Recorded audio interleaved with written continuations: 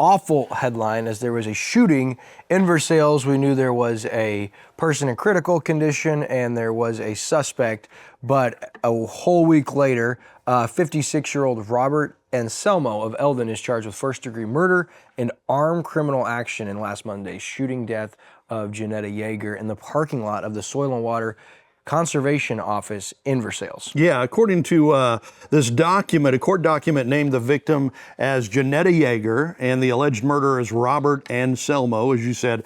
According to this document, Anselmo and Yeager had previously been romantically involved. Yeager had sought a court order of protection against him, so apparently there was a split up there. A hearing had been scheduled for September 29th, right? So the murder happened just a week or two before that court hearing was scheduled.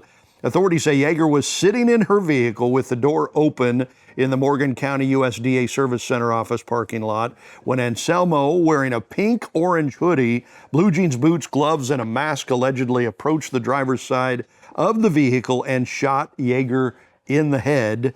The court document lists a whole lot of evidence in the case, multiple security camera angles showing the suspect, an eyewitness who observed a person walking by the front of the building wearing that hoodie, location data on a phone that police believe to be Anselmo's.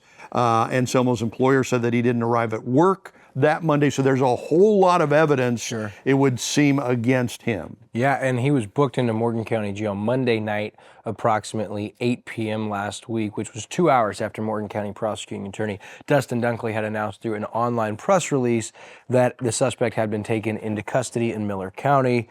At his arraignment Wednesday a.m., he entered a plea of not guilty and advised the court that he needed a public defender as he could post a $5,000 bond. However, following the victim input and the court citing a concern for public safety, the bond reduction was denied pending a 7-day bond hearing, which was set to take place Tuesday, September 30, which is our day of recording. So at the time, we had no additional updates, but heartbreaking. Our thoughts and prayers with the family of Janetta Yeager, who had daughters and was very well known in the Versailles community. So just horrifying. Yeah. And what's sad is, it listed that there was an ex parte order of protection had been filed. But from what my understanding and talking with people is those are nearly useless. Really? I mean, you have those in place, and if you call to report a protection of order or ex parte being broken, I almost treat it like a speeding ticket, that it's like, with the order of protection or ex parte in place, that didn't do anything, right? It didn't end up being enough. And so heartbreaking. And I did understand that there was some crime victims awareness and some other things here locally in response to this tragic occurrence. Yeah, and we're pretty close with Cherie Keeley, CADV, Citizens Against Domestic Violence, and when anytime something like this happens, we go to Cherie because it is a domestic violence kind of a thing. And she said, in fact, when the victim begins to stand up to their abuser, the danger often increases. She said because, human behavior is unpredictable, victims who resist control may experience escalating threats or violence when the abuser seeks to regain dominance, which, it all makes sense when you think about it.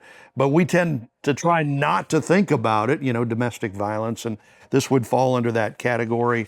CADV, they do such an amazing job trying to help people. Over the past year, CADV has served 725 victims across its 4-county area. So unfortunately, there's a lot of work in that area these days. So. Yeah, and Cherie Keeley encourages anybody considering leaving an abusive relationship to reach out to the Citizens Against Domestic Violence for help.